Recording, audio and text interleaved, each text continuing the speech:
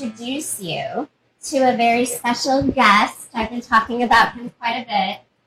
This is Chef Norman Van Aken. Get you here, Chef. Yes, yes, yes. Hi, everybody. So Chef Norman Van Aken is a James Beard Award-winning chef. If you don't know what that means, that just means he's been recognized by some really important people for doing some really good recipes. He's also a cookbook author, 6 cookbooks. Six cookbooks. And when he learned about this cooking class that we do with Verde Gardens, he jumped all on board and said, listen, I want to help. I've been a chef for many, many years. I've owned restaurants. I know a lot of people in the culinary community, but this is a chance for us to roll up our sleeves and do a very simple meal on a budget. Only $20 right. is what we're budgeting, and that's what we've typically been doing for you. We're trying to feed you for a family of 4 on a budget for $20 and show you how easy it can be. So I challenged Norman. I said, Norman, can you come up with some sort of recipe that's relatively easy to do and under $20? And you responded, how could I say no to this? You did it. You came right up with it. So why don't we focus on you? Tell us what we're making. I'm going to do an adjustment with the camera real quickly. So. Yep, you bet. Well, by the way, I think you already know this, but you'll be able to ask questions as we go along. What I'm doing today, what we're doing today, is a roasted chicken thighs with some cheesy corn grits and Coca-Cola collards. Not many people would think I would use Coca-Cola for a product if they've known me for a while, for a recipe. But Coca-Cola has long history with the American South. Collard greens has amazing history with the American South. And so they actually work really well together, and I'm excited to cook that. I've never done this. I've never used Coca-Cola in any recipe, but I've heard of certain recipes like Coca-Cola ham or something like that. Yeah. Why is it? Is it the sugar in it that? Yeah, there's the guy who invented Coca-Cola was a druggist, and he knew chemical compounds very well, and he worked with some amazing botanicals in the creation of Coca-Cola. The Coke that I like to use is what's called Mexican Coke oftentimes because it's made with actual cane sugar. Real cane sugar. Yeah, so, okay. Which right is not available everywhere, but it's no more expensive, but it's a little bit less easy to find. But once you drink that or cook with that, you're going to want to try and find it. Oh, wow. But the regular Coke will work today. We'll get to it. So much of what we're going to do is really going to be about adjusting to this new opportunity to be together, cook together, share recipes, share food knowledge, cultural diversity. You know, working with Stacy has already been something that I can see is going to be a real fun, joyous journey.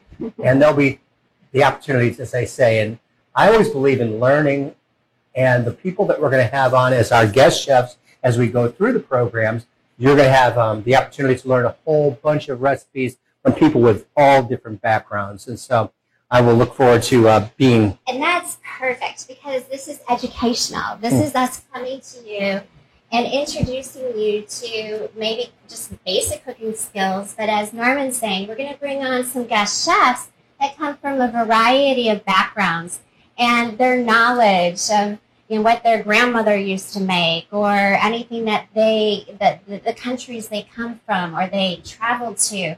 They're going to bring that experience and really make it fun for us to have dinner. So as much as I'm sure you enjoyed my pork chops and rice-a-roni, we're going to step it up. I missed the rice-a-roni? You missed the rice-a-roni. But we're going to step it up. So let's go ahead and get everyone moving right now. What's the first thing you want them to do? Well, we're going to start with the collard greens because they take a little while not only to braise, but then what becomes the Coca-Cola reduction. That'll be working sort of on the side while we go forward and make other aspects of the dish. Okay. So I also know that everyone should have their oven turned on. Right. Let that oven preheat. It should be 350 degrees. So everybody make sure your oven is running 350 degrees. Grab a skillet like Norman's got here. Let's do an overhead shot. Let's show what we've got. So overhead shot. Yep. See what we've got here? Now, is there just the bacon in there right now? It's a combination of bacon and the pure olive oil. Okay, so you should have a souffle cup of olive oil. Go ahead, dump that in, add your bacon, turn up the heat on your skillet, and you'll see it'll start to render. That means it'll start to crisp up and the fat will start to make a nice coating. I'm going to slide this. Oh, this was off the burner for a while because we were talking, but now we're starting to cook a little bit. The bacon needs to render. That's the magic word for that. It's just basically getting the fat to pull away from the meat, and that fat becomes the operational fat for how we cook the next steps, which would be the garlic and the onion. If your onion's not sliced yet, please get that sliced. You don't have to dice it for this. A lot of times when you're making a stew or a vegetable preparation, you'll be dicing the onions and such, but not so much with this one because they pretty much cook down and dissolve with the collard. So, right. So I'm just going to reach in here and show you. We've done this many times before. If you've been a part of the cooking class, is this a whole onion? The whole onion? Yes, one sliced sweet onion. Okay, so there you go. And just like you said, you don't have to dice it. You can just slice it. It will cook down. So while your bacon is going, while your oven is preheating, hopefully you have a helper in the kitchen that can help you get going with that onion. There you go. And remember, even if you feel like, wow, this is a lot and I'm going to fall behind, just pay attention because you'll learn it. Your brain will learn it. And even if I'm a little bit ahead of you, we're going to stop. Stacey's going to see. But if there's something that you feel like you missed, you'll be able to still learn the lesson. I know that. And so we're looking kind of off to the side because we can see all you families up there. And just a reminder, if you have a question, we put you on mute. Just because there's a lot of things going in the kitchen right now. So what we would rather you do is instead of just talking, raise your hand and ask questions. I'm following a monitor so we can bring in your questions. Also, I do see that we have a chat box. Use that chat box if you have to go ahead and write your questions in. I can see right now we have how much bacon do I use? Okay, how much bacon was in there, Norman? A half a cup. Half a cup. So would you say that's what, 2-3 slices? About 3 slices. About 3 slices of bacon. And go ahead and chop that up and throw it in the pan. Don't worry about its size. Obviously you saw what we've got here. Let's do another overhead shot of what Norman's got going on here. Yeah, I cut this up kind of fine, but as long as it's like something they could easily chew and bite size, at the end of the day, it's going to be fine. Okay, great. So good question. I also see that in addition to the onion going in, what else did you do? Did you garlic? A little bit of sliced garlic, and then this is crushed red pepper flakes. So you'll see back and forth as we make this dish. You're going to see aspects of savory, like the bacon is savory, aspects of sweet. When you have sweet onions, they're sweet. Right. And you have spice. So what I call sometimes the Ferris wheel of flavors. You're going to go for a ride with this. Okay, good. Well, I'm all ready for a ride. All right. Now, listen, I know some people, yes, 1 whole onion. I'm looking at a question here. It is the whole onion, sliced Peeled and up. sliced. Yeah, get that in your pan. Get that pan up hot so you can catch up with us. We added the garlic. The garlic was how many cloves again, just as a reminder? The sizes of garlic will vary, but let's say between 4 and 6 cloves. Okay. Between 4 and 6 cloves. And you can find garlic in the store now where it's already peeled, but don't bother with that stuff that's already minced because that is a chemical kind of a transition flavor. Right. So now I've just caramelized the onions with the bacon. I've added the crushed red pepper so we get a nice spiciness going on right here. And against the spiciness, if I'm going too fast, Stacey will tell me to slow down. But I just want to explain the theory here. Okay. Now I've got the brown sugar, which is going to counteract the spice of the crushed red pepper. I'm going to stir that into my onions. Okay, we'll do an overhead shot. We have a question. We'll slow down a little bit here. Yep. Yes, you do put the oil and the bacon in the same skillet and let it cook, let it render together. Right. Once you've got that going, and go ahead and turn up the heat on that skillet so you can catch up with us. We won't we're not going to let you burn down your house, but we're going to tell you we've got some pretty intense heat going on here. So it's okay. Don't be afraid. With an overhead shot, you're looking. He's now added the onion and the garlic. How much brown sugar was that you used? That is a 3/4 of a cup. Okay, that's 3/4 of a cup. You can kind of eye it if you don't have a 3/4 cup measuring cup right there. If you have a cup, just a little bit less than the top. Just a little less than the top. Go ahead and add that in. And now what are we doing? The balsamic vinegar, which is 6 tablespoons today for this size recipe. Okay, again, how many tablespoons was 6. that? 6 tablespoons. I don't think we've ever used balsamic vinegar. You're bringing us into a whole nother This has realm. that sweetness that goes now against that crushed red pepper also, but now coming back to something that's, again, moving toward a savory place, some Creole mustard or stone ground mustard. Okay, you all have mustard in your kit. Go ahead and add all of that right to your pot. So we've got now the garlic, the balsamic vinegar, the mustard going. And I have to say, I'm already in love with this recipe. If you could only have a nose in this kitchen right now. Smells it good, smells huh? good. Okay, now I'm going to go ahead and everything is in there. We reduce that, and then we're going to add the collard greens to it. And if they need to catch up, now we can drop the collards in there and slow down. Okay, great. So if you've got all of those ingredients in your skillet, you're going to reach for collard greens. And, you know, I'm curious as to how many of you are familiar with collard greens. How would you describe a collard green? Wow. That is a big family, the family of greens. It's a big leafy vegetable, and it's, you know, when you get to the store, it's not uncommon to see them this large with big stems. Right. The stems you actually could put into compost or to stalks, but the stems are long, and then you just cut like a very narrow V to get rid of the stem because the stem is too chewy. Yeah, it's hard. It's like kale. If you've had kale before, I noticed that sometimes if you don't cut the stem away from the leaf, it's really hard to chew. It's edible, but it's not as enjoyable because you're chewing away.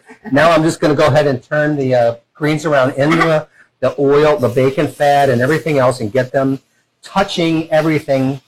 And as what you'll see happen is this will kind of work down because, like spinach, there's a lot of water in them. There's a lot of water. Mm-hmm. Right. Yeah. So I'm just going to stir. Good. And don't be intimidated. Like you said, it looks like there's a lot going into the pot. But as Norman said, just like spinach, it'll cook down. Mm-hmm. So. And this is one of those recipes that you can make more than you need. If you're cooking for 2, go ahead and make it for 4 if you can, because it's beautiful left over, and then your work is done. You know, right. you're not chopping and washing twice. So right. Great. Very good. Okay. So now our greens are in there. Little salt and pepper. Then I'm going to add the broth. Okay. Go ahead. So we're adding a little salt and pepper, which you should have at home. Just go ahead and add that to it. And then get your broth ready, because that's one of the final ingredients that we put in here, Chef? Well, that and the Coke. That and the Coke. Okay. So you should have some chicken broth, is it? Chicken or veg, either one. You can use chicken or a vegetable This is not broth. a vegetarian dish anymore because of the bacon. Right. Now, if you want to make it a vegetarian dish, you could do that by not using bacon and using a vegetable broth. Okay, very good. Okay, so we're cooking through. Let's get an overhead on this. You'll see how much those collard greens, they've absorbed a lot of those flavors, and there's very little liquid left in the pan. Well, we're going to change that right now as far as liquid in the pan, because there's the broth. All right. And that's going to cook down, because when you have a reduction, which is essentially going to be occurring here, then you have this marriage that goes on between all the ingredients that went into there in the beginning. The crushed red pepper, the mustard, the balsamic, the brown sugar, all of those things become transformed through the power of reduction. It's very nice. Okay, yes. So there's the broth. How much of that was That was a cup. the broth? Let's see. We did 1 cup. Okay, so 1 cup of broth. Again, you don't necessarily have to have a measuring cup. Just take a regular sized coffee cup that's pretty close to it. Add that in. Yeah, unlike baking, there's a little more forgiving going on. Yeah, it's so true. It's so true. I can tell you stories about my disasters baking, thinking, oh, I'll just add a pinch of this, or eyeball a cup, and it doesn't turn out the same. Yeah, I didn't come in the kitchen through the baking door, and so now I do love to bake, but it's sort of like a real rush out of baking the simplest things because I'm not a trained baker. Yeah. So Yeah. I made pecan pie for Thanksgiving, and my son was like, "You made a pie?" And I'm like, You baked something. You can always learn. I mean, it's like that's the great thing about cooking. You never are done learning. Never. Yeah. And you can learn from other people all the time. I'll be learning from them, I know. Yes. Oh, they all will tell you kind of some of their favorite things that they make and what they've done.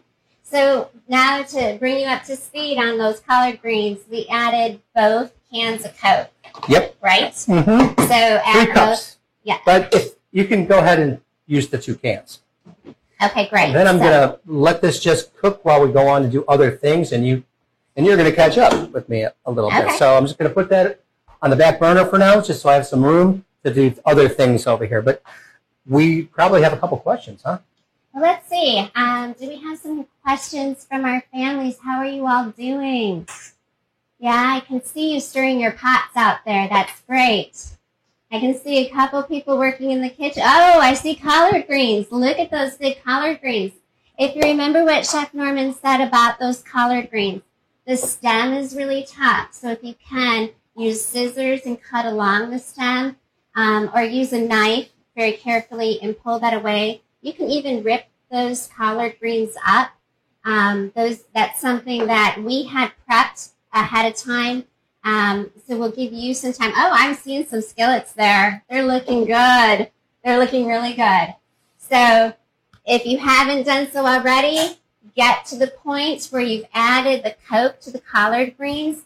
We're going to then put that aside on low heat. So you can do the same thing. Hello? Is this how it goes? Go ahead and have the higher heat, so otherwise it'll take an hour to produce. We have a question. Okay, we have a question. Go ahead. Is this how I'm supposed to go right here? It looks good. And what is it? What's the Man, y'all question? teach me how to cook collard greens a different way. Okay. So what do I put in next? Yeah, we're going to go to the grits next. You're doing Okay. well. I'm looking at your pot. You're looking Okay. good. Okay. No, you don't want, let's do an overhead camera shot, what our pot looks like. Okay. Overhead camera shot. Okay. Thank you for your question. You can see there's still liquid in this. So we're going to Okay. reduce it pretty good heat. Yes, if you've run out of liquid, be very careful because that can burn quite quickly. So yeah, once you run to the point where you're running out of liquid, just turn it off. It can hang out in the back of the stove for half an hour. We're no problem there. But right now we do want to reduce down and let that Coca-Cola chicken stock or vegetable stock mixture reduce. Right. So now, We do have another question. Somebody messaged it privately. What is the difference between chicken broth and chicken stock?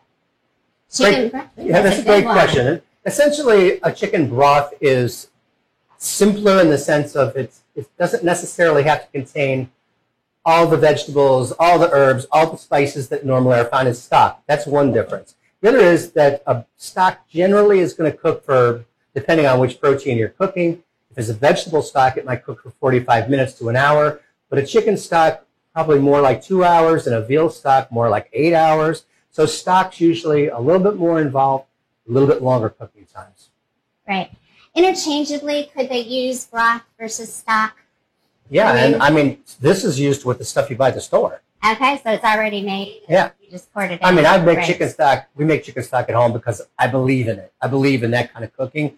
But I have come to find that there are companies that are making decent or better than decent stocks, especially broths, the kind that are in the kind of cardboard paper containers. I think they're called Tetra Paks. Anyway, those things, you want to look for the right brands and get one that you know has flavor. The way you find out is heat it up.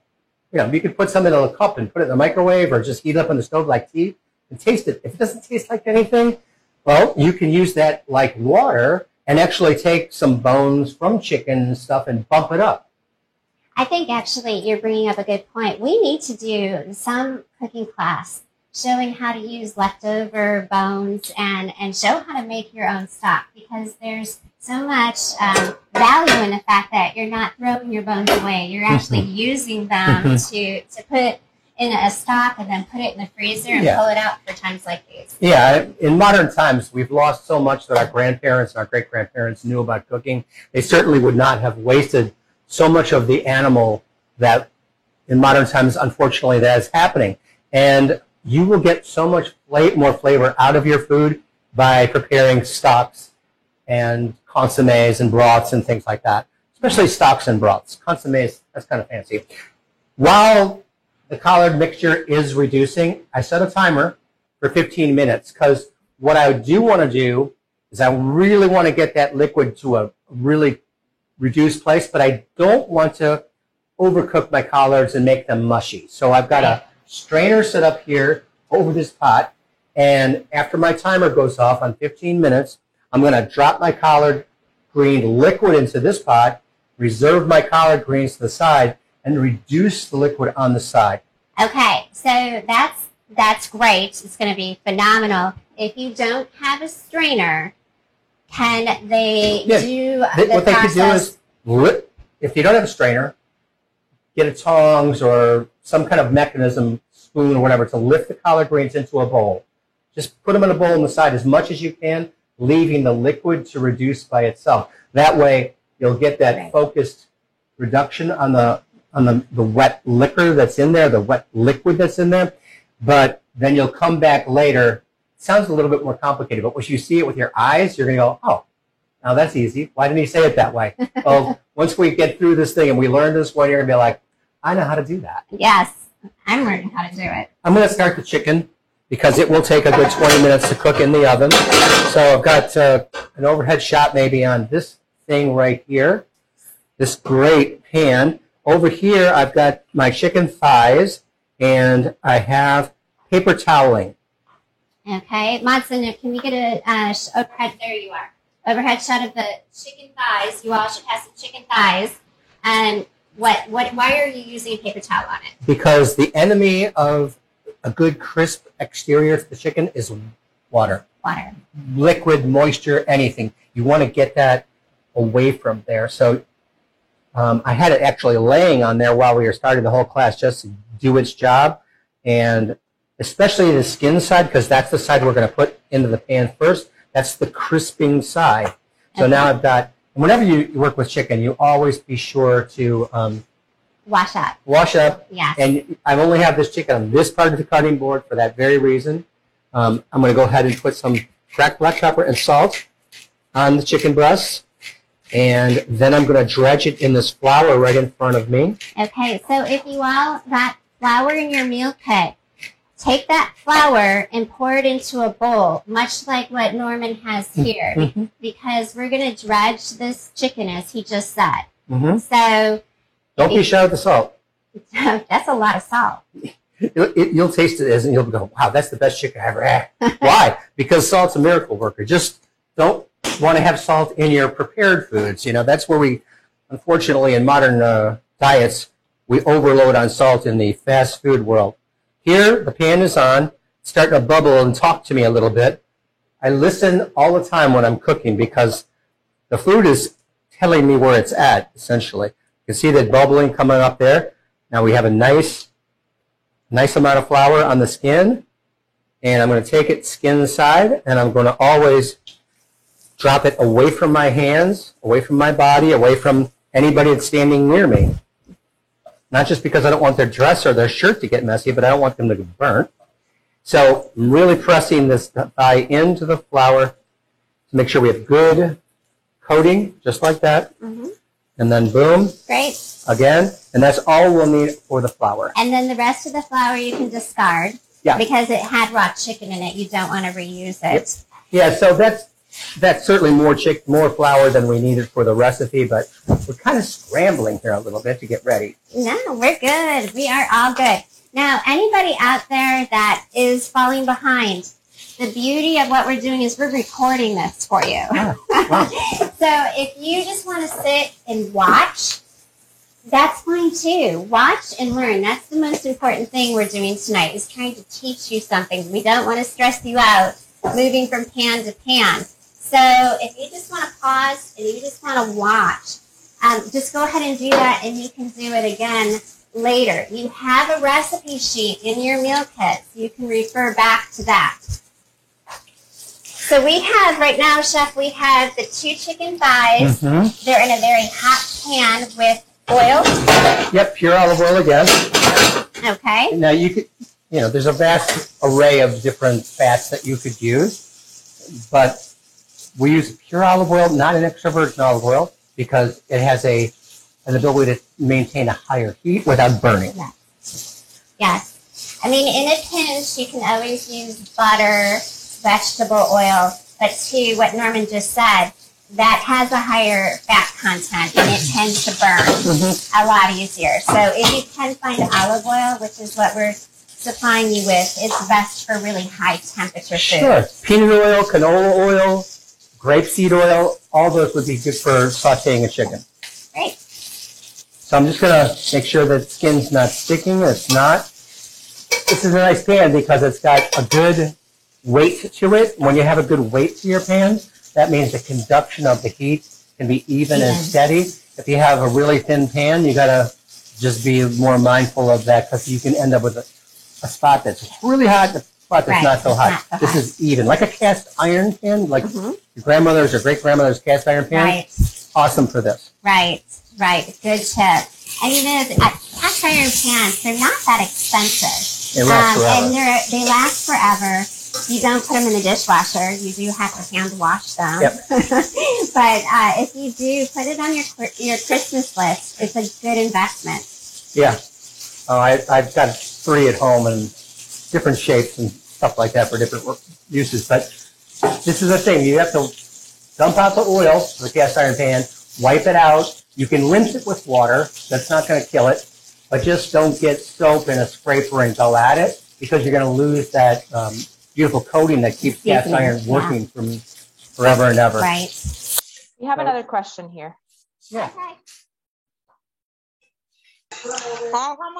How much grease do I put in the pan?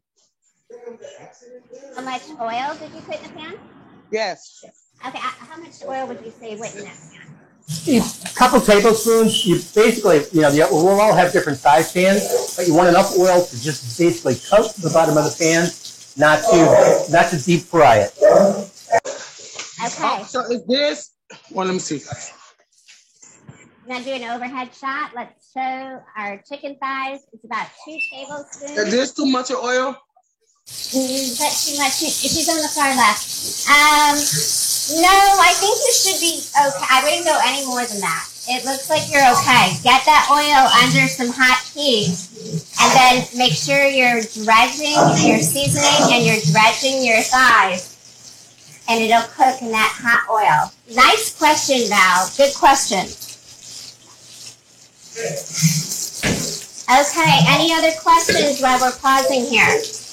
Yes. Do I use the honey mustard? Now, put a chicken on those. The mustard went inside the collard greens. So the mustard was for the collard greens. Right? Yeah, it's actually.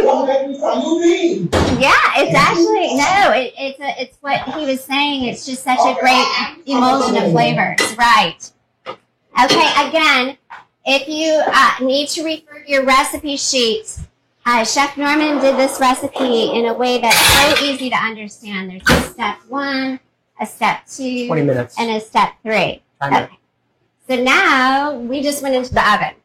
Yeah, I just put the chicken in the oven. I'm going to set a timer for 20 minutes. I don't think it'll be done quite in 20 minutes, but it will be done within a half an hour, so I want to check it. If you are fortunate enough to have an instant read thermometer, and we don't today because I forgot it, then you would go to 165 degrees internal heat. When you probe an instant read thermometer, that's how they work. And then you pull it out. You'll know that it's cooked following the safety guidelines, and that's what you want. Now, if you pull it out and you put a knife into it and you see any red, just go back into the oven. Yes. So while that's happening, I just want to get the liquid for the grits going. Okay. So I've got 3 cups of milk. The pan was on. 3 cups of milk and 1 cup of water. And I just want to get that warm while we're talking. Okay. So for those that are still working on the chicken thighs, notice we cooked it in a 2-step process. We did it on the stove. We did it on the stove where we let it, brown in that oil. And then we took the pan. We didn't move it to another pan. We actually took that pan and put it into our 350-degree oven. Just a cautionary note. If your pan has any rubber on it, you can't do that. The rubber's going to melt. Yeah. So hopefully you have a pan without rubber. If you don't, we'll improvise. Keep cooking, browning that chicken thigh. Dark meat does take longer to cook than white meat, and we do need to make sure that we cook that thoroughly to, as Chef said, 165. Mm-hmm. So you might not have a strainer, as we talked about before, but if you don't, just improvise and lift the greens off so that they can now hang out while the liquid cooks down. And you can cook the liquid down right back in the same pot your greens were in. So I could just have the greens sitting in a bowl or sitting in a strainer like this. But I like the idea of going back into this because this pan is already warm. So it's going to help accelerate the process. And being a large flat pan, that means I'm going to have the ability to make this reduction happen faster too. Great. So that was 15 minutes that the greens cooked. But they're not done cooking yet because we have this reduction to work on. Okay. So that was my timer. I'm just going to reset the timer for the chicken now. Let's get an overhead shot of what this juice looks like. I call it juice. It's Yeah, sauce, it's a juice. whatever. It's so beautiful.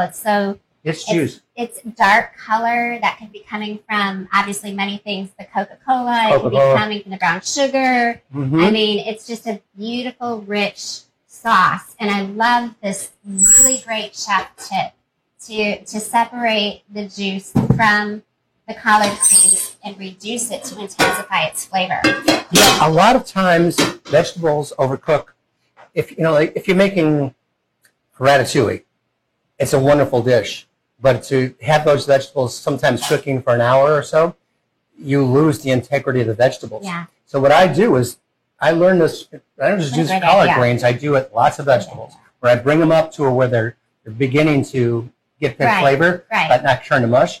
But I still want that reduction to happen. Excellent tip. I have just learned something, and I'm going to go and make my collard greens just like this later. Cool. I'm just trying to get a good high heat going here, so Okay.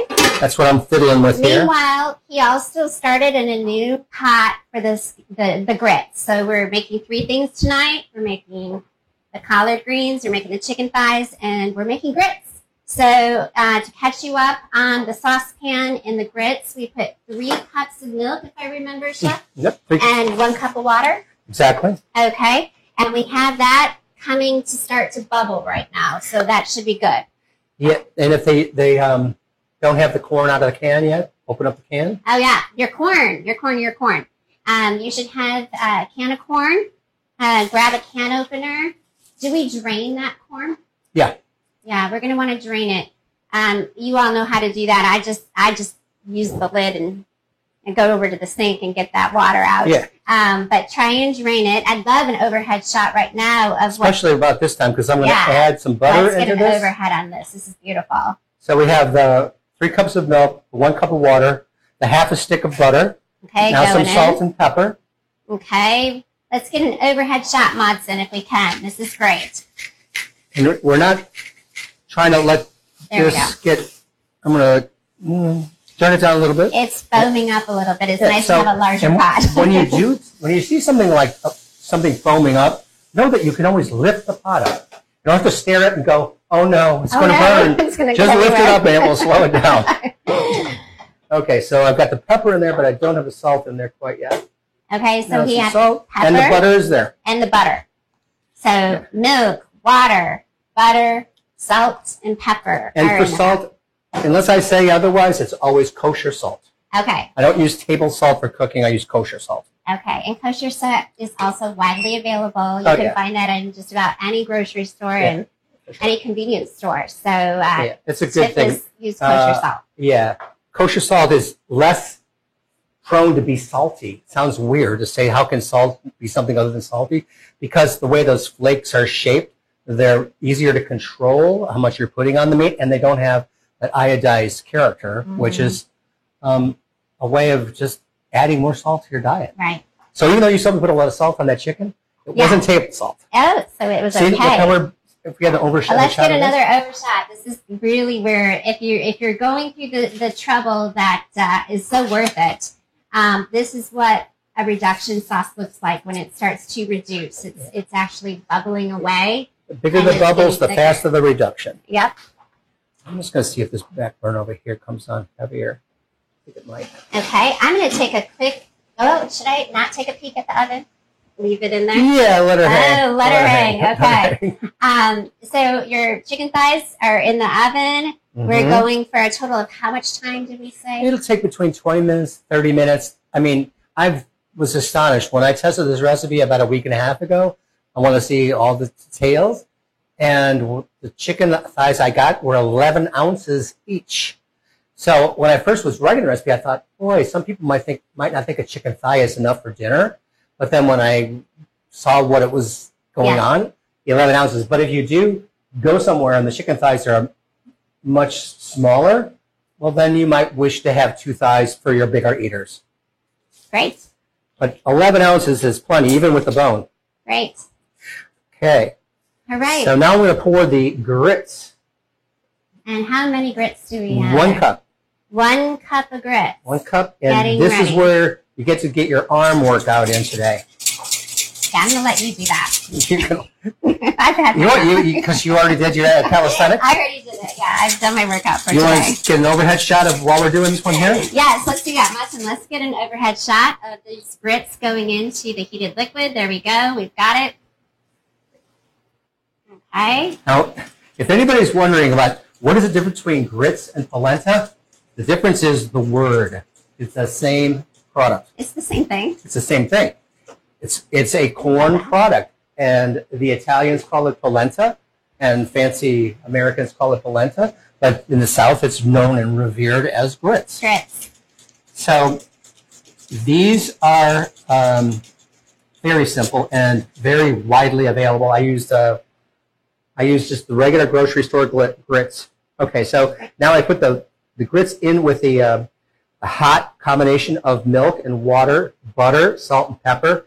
And I'm going to let this cook until it starts to pull together and what I call bubble and splat. Bubble and splat. What do you mean by Well, bubble you'll and see as it splat? thickens up that it's like making oatmeal. If you've ever made that, I'm sure you have. Yeah. But it'll get tighter and tighter as the milk is absorbing, the grits are absorbing the milk and the water.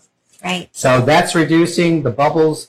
The size of those bubbles give us an indication of how much that reduction is working. Not only are we seeing it going down that way, but as this pan heats up greater and greater, the sugars in there bind more and more. It starts off kind of slow, but then it gets more cooked and more rapid. We have another question here. Yes. Yep. They're unmuting themselves. Yes, unmute yourself. If you raised your hand. How much milk?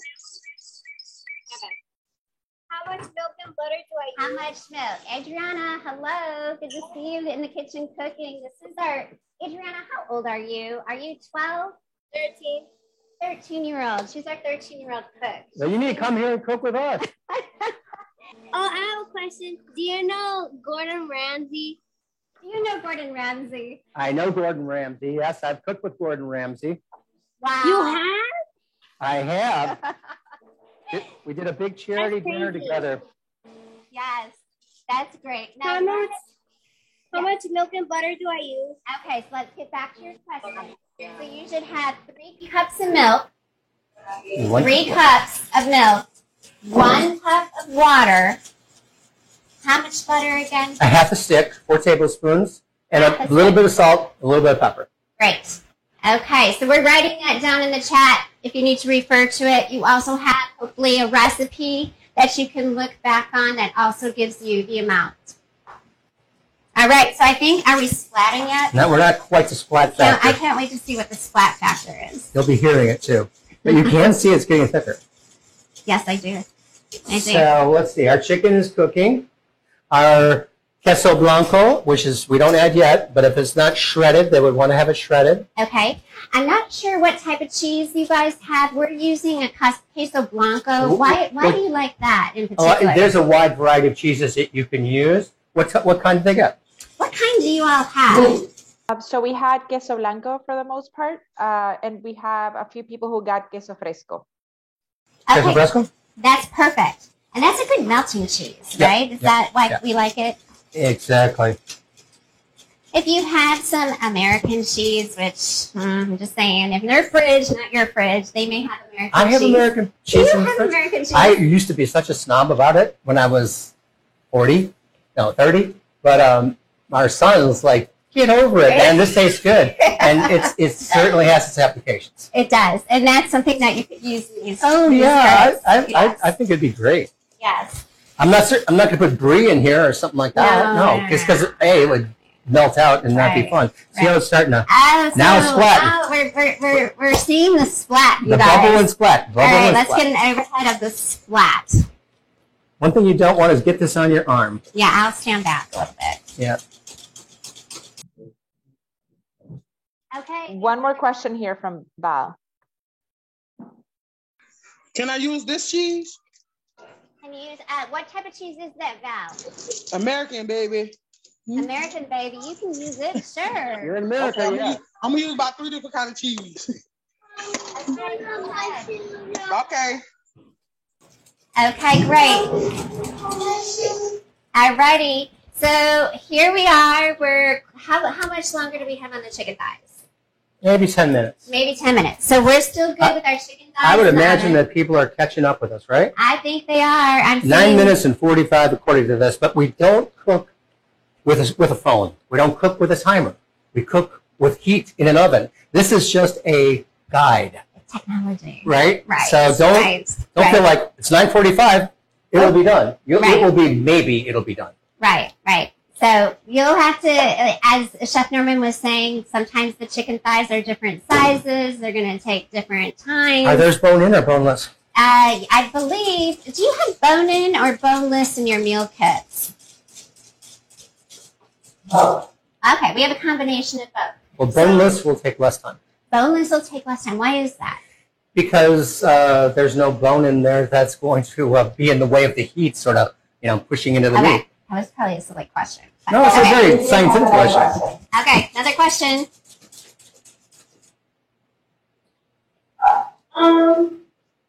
When I tried the both of the chicken breasts, I fried them both and put them in the oven with oil. Yeah, so, Adrian, use the same oil that you already used in your skillet. You don't need to add any more. No. You just put that in the oven. That looks beautiful, girl. That looks gorgeous.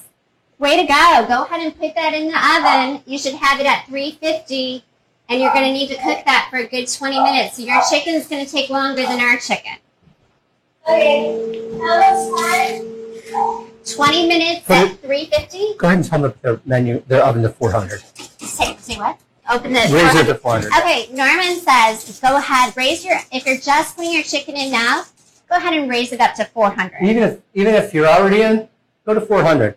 I'm going to go ahead and add the corn and the jalapenos that I had here. Now, I understand that many people may not have the jalapenos, but you all have the corn. If you don't have jalapenos today, no big deal.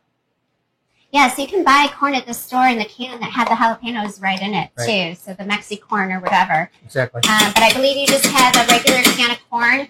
Know that once you get comfortable making these recipes, you can start playing around with some different flavors. For sure. I mean, we sort of want to give you a range of ideas. This is not the Holy Bible here in the Ten Commandments. It's cooking. I'm going to give you the best information that I can, but I want you to feel like it can be fun and you can vary things based on not only your experience, but your preferences. If you prefer to have super spicy, make it super spicy. If you prefer to have no spice, that's fine too. I won't be upset.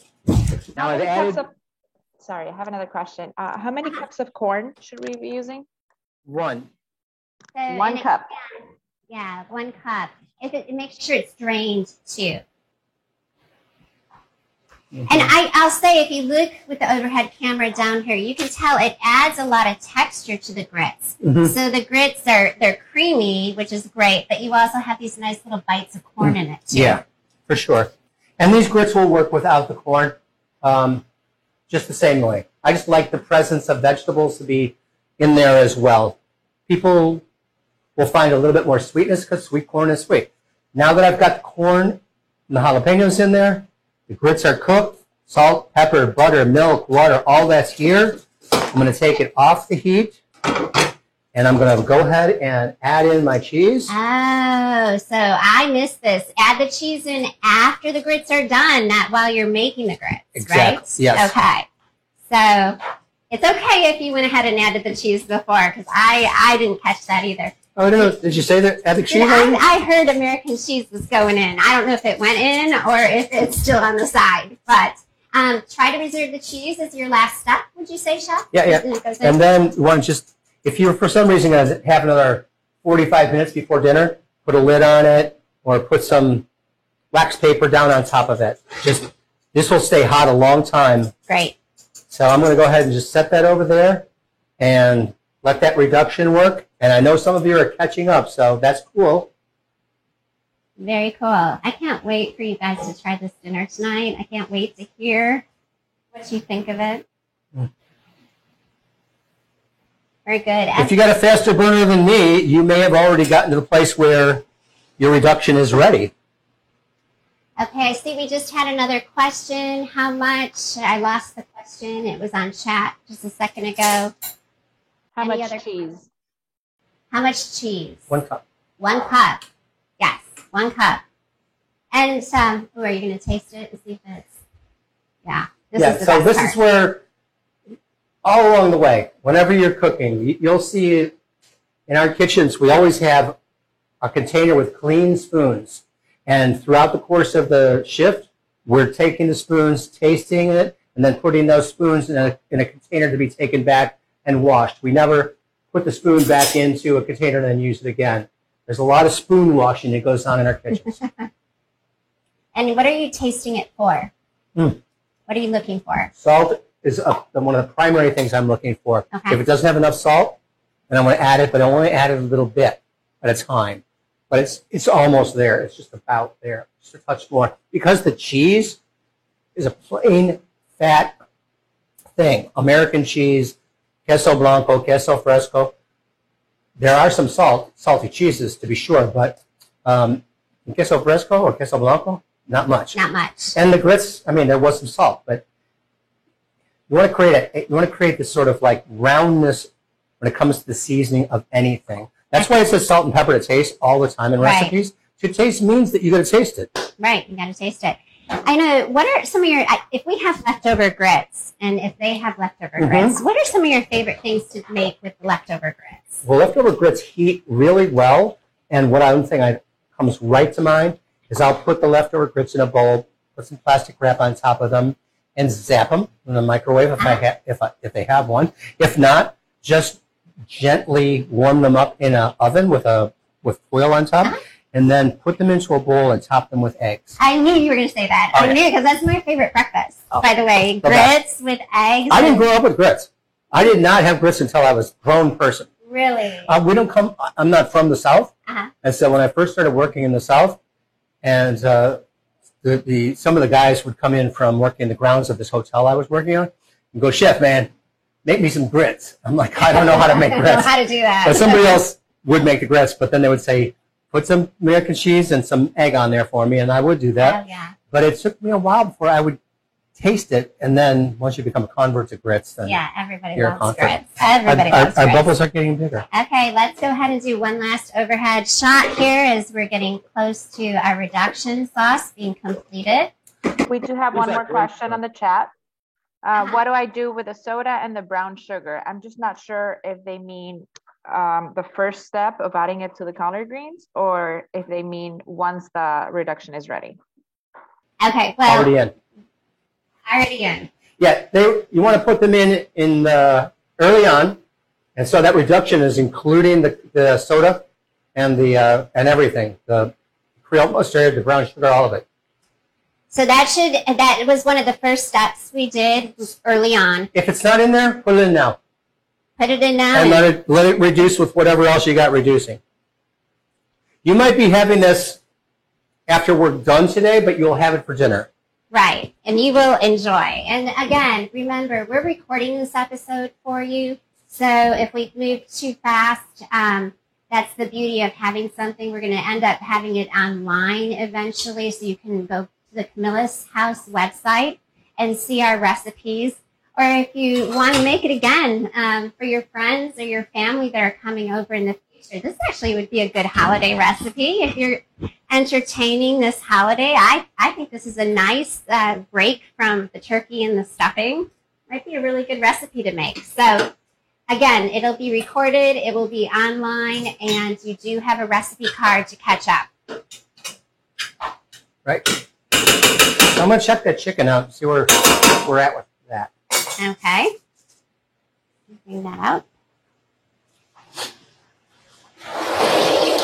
It's talking to me. I hear it sizzling in there. Look at that crispy looking chicken. Oh, wow, that looks beautiful. Is the overhead coming to this over here Okay, too? let's do the overhead on this chicken, guys. If you can, take a peek. Take a peek right now and see the color of this chicken. Right? You hear the sizzling? That went straight from the stove to the oven. Mm-hmm. And if there was too much, if there's an excess of oil in your pan, before you go into the oven, get rid of that extra oil because it can be dangerous to have you pulling out a pan and have that oil sloshing around. All right, Val, I see you have another question. How are you doing? How much brown sugar? I did it, but how much do I put in? I put more or do I like less? Or do I put the whole bag? What was the question? The whole batch. I've got the sizzling going on in my ear. So do I pour the whole thing in or just a little? Almost all of it, because the bag has 1 cup of sugar. So drop almost all of it in there. Yeah, Val, so a lot of what we have prepared for you is pre-measured, so use it all. And Adrian has another question. Yes, Adrian?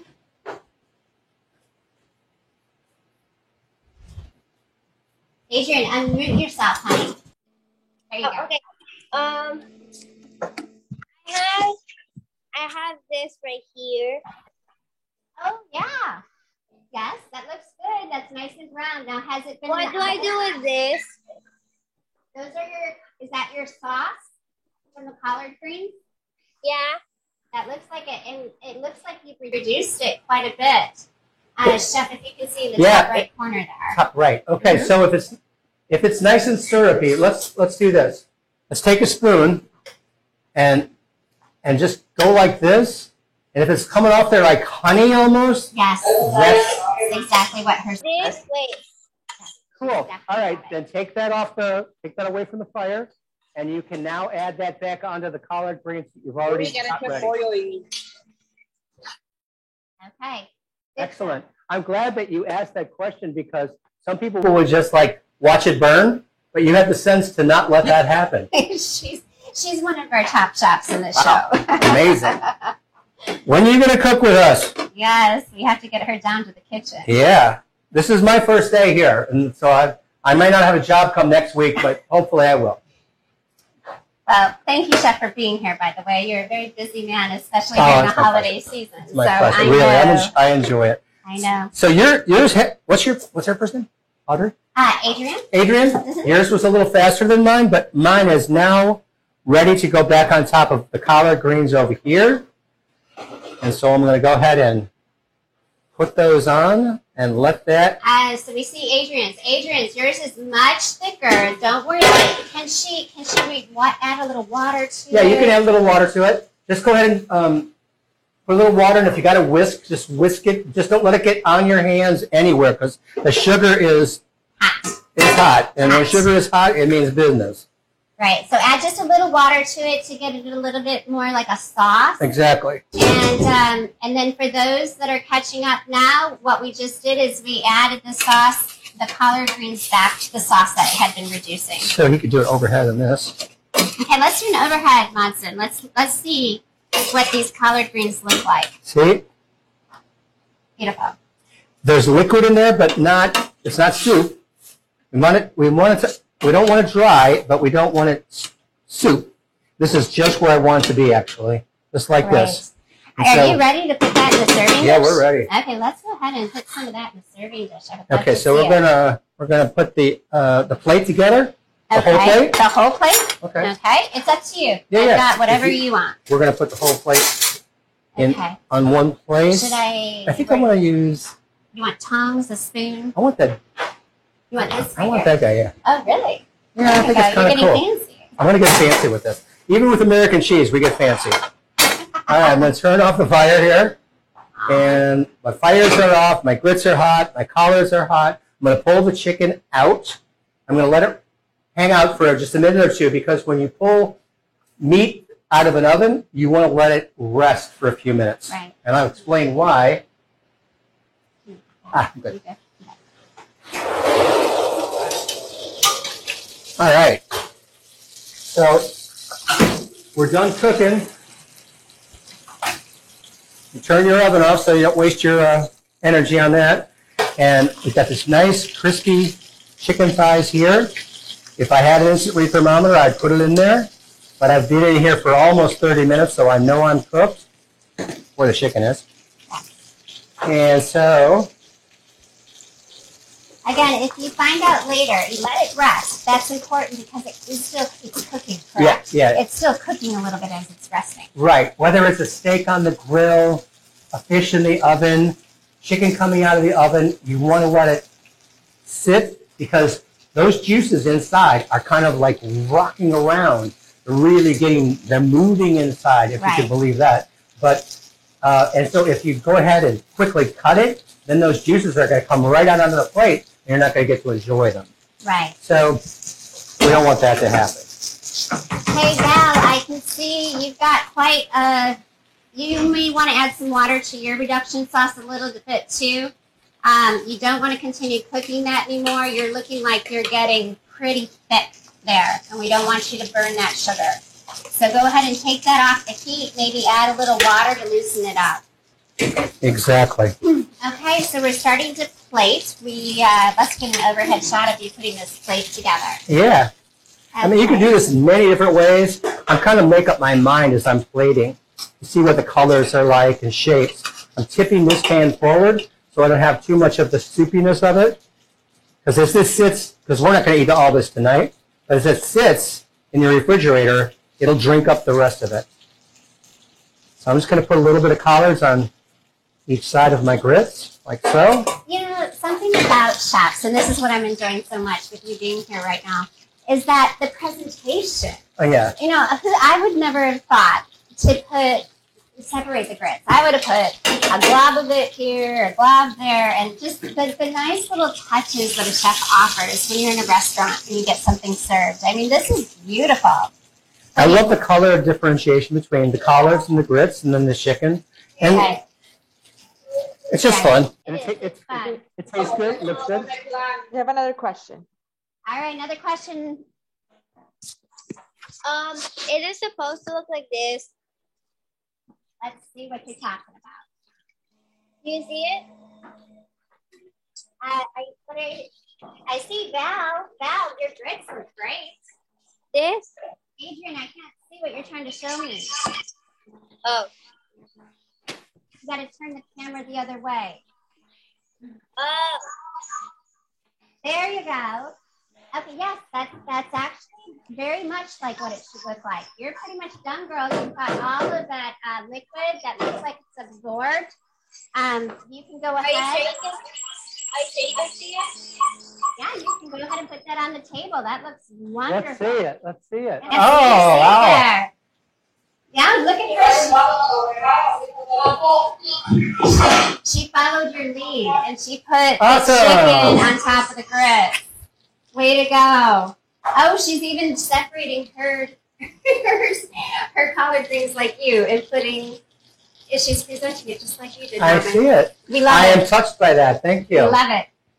Okay, so let's just go to a quick tip on the chicken. To make sure they know this chicken is cooked, that it's been resting, let's review what they're looking for when they cut into it. Sure. I'm assuming that most people don't have an instant read thermometer. I didn't have one for many, many years. I didn't realize you could use them. But what you can do is after your chicken has rested, is just take it out of the pan, put it onto the cutting board, and take a knife of some sort and just cut. Let's go ahead and get an overhead shot here. This is what you're looking for. It's still Right. really hot. Right. So I'm going to flip it over, and I'll tell you why I did that. You can see, if you're using a boneless thigh, it won't matter, but here is the thigh bone going right in that direction right there. And so if it's not cooked, I'm going to be able to slice down here and see, and if it's bloody, no good. Go back in the oven, but it's not. It's cooked really nicely. Right. So that's how you can do it, and then actually you can put it kind of back together and put it on your plate. A little chopped parsley on there. Yeah, chopped parsley. There you go. Alrighty, so we have concluded our dinner. This is beautiful. I can't wait to try. In fact, I'm going to go ahead and grab a fork myself. I'm going to try your collard greens. It'll be hot. Let's get a quick picture for the Camillus website. Yes. Our baby pictures. Yes. At least this part of it, not your part. You've been doing this for a long time.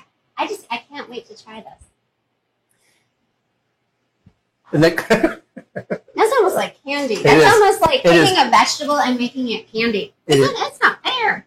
It is. That is. Oh wait. I just got the spice. That Ferris wheel of flavors. I got sweet. No, I got spice. And then it comes on. So, again, this recipe calls for a certain amount of crushed red pepper. If you taste it and it lights you up in a way that's too much, you can omit the crushed red pepper or just dial down on it. Yes. Add a little or a lot according to taste. Well, Norman, I thank you so much for being with us today. It was a pleasure having you here. You're our first official chef. Thank you. I'm very honored. Yes, and we hope to see more of you. Oh, yeah. We look forward to. Now that I know how to get here.